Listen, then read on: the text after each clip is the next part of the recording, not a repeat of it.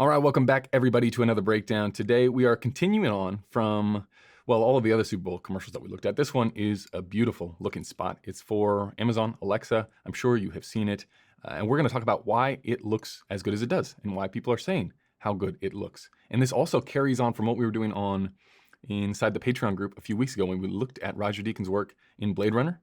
And there is an initial reaction that happens when you start to learn about the framework and you start to see that, wait, there might be a system that is in place to make compelling images. And even if the people that are making the images don't subscribe to that particular framework, even if they don't even think about it that way, you can just start to analyze things and think for yourself, wait a second, I see, this is happening in this scene. And then it happens in this scene. And all of these shots inside the scene are nice looking because of these specific things. And you start to think, okay, maybe that's one film, that's one scene.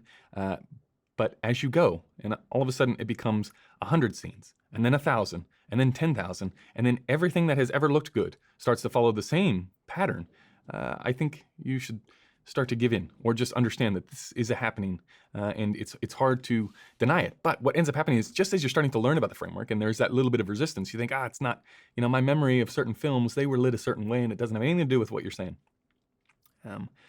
So this is my sort of, you can have the framework and it can look different based on all of the other choices outside of the framework, right? The locations, the talent, the lens choice, the camera choice, all of these things have little tiny incremental impacts on the final image, and that's why it can look and feel different. And when we're looking at Blade Runner, every single shot, every single one follows the same exact framework, which is the Roger Deakins style, right? And I'm sure he doesn't think he has a style, but of course he does. There's only one person that sees the world that way, and that's Roger Deakins. So he's going to approach things completely differently than you or I, right? For the same reason that we don't have those life experiences. So he sees the world a certain way. If we analyze what that way is, we end up with something like the framework, which, it's not an accident that stuff looks as good as it does. And if you look at the shots inside there and you start to think, okay, what actually makes up these shots? What makes it so compelling?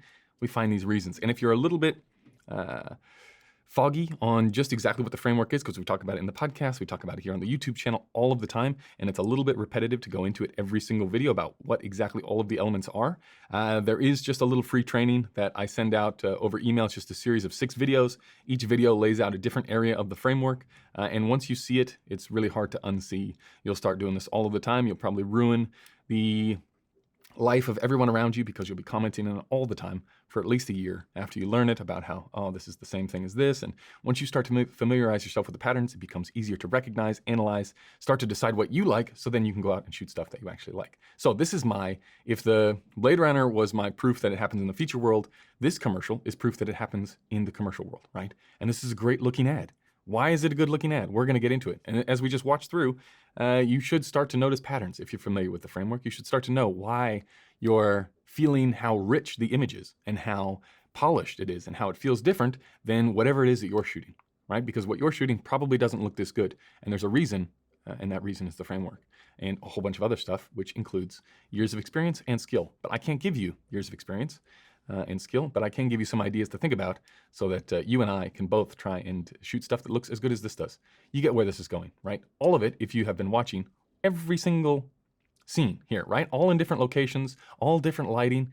They all have the exact same lighting, right? It's just slightly different in color, slightly different in light hardness, in levels, in ratios between the background and the foreground. It's all there, right? So let's start at the beginning. This one is probably the least frameworky, but even this one, right? Allow the room to create depth. That's what we want to do. Every shot we want to create depth, and we want to create as many three-dimensional qualities as we can inside the image. What does that take? Well, you have to have shape. You have to have contrast to create three-dimensional images. So shape and contrast equals 3 dimensions. We like more depth because we're in a 2-dimensional environment, right? We're just looking at a flat screen. How do we make it feel rich? And also, we're going to play everything in the very lower ends of the exposure range because we don't want anything blowing out here. You remember back to the commercial that we looked at with Tom Brady and how the sky levels were significantly hotter than this, and everything played hotter than this, where this is just muted and it's a little bit lower on the registry of what the sensor can pick up.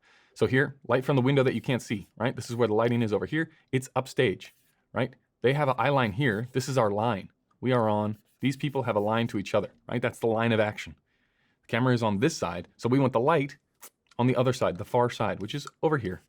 And so we're gonna light from the window that you can't see, and we want that light to appear to blend in with whatever the window is in the background. And that's the situation here, right? It's not 2 stops over this light. It sort of matches this light, it just pushes it further. And that's how you get light on this side of the face, shadow on this side of the face. And this is probably the least frameworky of the entire ad, but this is still doing it. And you can see why, because here, okay, this is the hardest shot, right? Because we're looking back into the window where we were originally lighting from, and now she's sort of sandwiched by light on both sides. So this is the least frameworky thing. Even here, you got the depth, you're creating depth, you're shooting through things to layer it up, and we're trying not to be too flat on this window in the background, even though it's super hot out there, right? We cut from there to our folks up here, okay? You can see it, I mean, you can see the light on him, plus the little leak down the side, plus the shadow. We should be flying through this stuff now. We get to this one. Why does this shot look so nice? Why does the lighting look so good here? We got a big giant source from the window that we can't see. We got nice shape here, little V there, darkness, and then we're creating shape even though it's super shallow in the background, super shallow, right? It's just a blob back there. We're still creating depth. Like if you rack focus to the background, you would still be shooting into the L of the room, still into this angle of this room, and we're using layers inside of the background for light and dark areas, right? Even the wardrobe plays in with the skin tones at the top, just creating as much variance as we can, and then the lighting. Every single frame in here is the exact same lighting, but it looks good and nobody registers, even in the shot of the bus that is in the ad. This is framework lighting, right? On Michael B. Jordan here. You got that little edge, you got the darkness. Why? Because it creates shape, because it looks good. So you can use it again and again and again and again. And no one will ever be the wiser, and they will think that, wow, you're great at cinematography, which you will be, because this is cinematography. This is the whole thing. Layer, dark to camera, layer, create things that are interesting to create that depth. Even the lines of the road are going opposite the lines of the bus. So there's so many intersecting lines that you all of a sudden create that depth. Let's keep going. Surely the next scene can't be the exact same lighting. Again, beautiful, right? Just a beautiful looking shot. This one, okay. Well, where's the line? She's looking this side of the camera. We're on this side of the line. So where's the light gonna come from? It's gonna come from over here. All right, we're gonna push it this way, but this one's a little bit toppy, Patrick. Yes, it is a little bit toppy. You can make incremental adjustments. You just have to remember that the shadow is what creates the depth. So the more you make this toppy, this light, if you bring it on this side of the head, it all starts to flatten out. You start to get raccoon eyes underneath the person's eyes. It's just not a good look. So just push it a little bit that way. And it's just incremental moves can then affect the final image. But you have to start from a place of understanding what creates the depth. What does that? The framework, the ideology in the framework that we always talk about. In the background, we're shooting along the wall, right? Not flat into it. If the camera came around this way and we're shooting flat into the wall, we got problems because that cuts off the depth.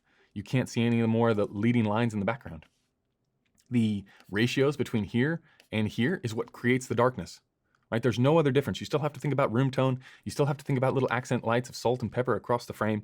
It's just how you play those levels determines how the scene actually feels. There's no difference in how you're approaching it from a lighting standpoint except for the ratios. That's the only thing that changes. It's like, oh, Patrick, it can't be true. Not every single shot, but it is on the next shot. This is the exact same thing.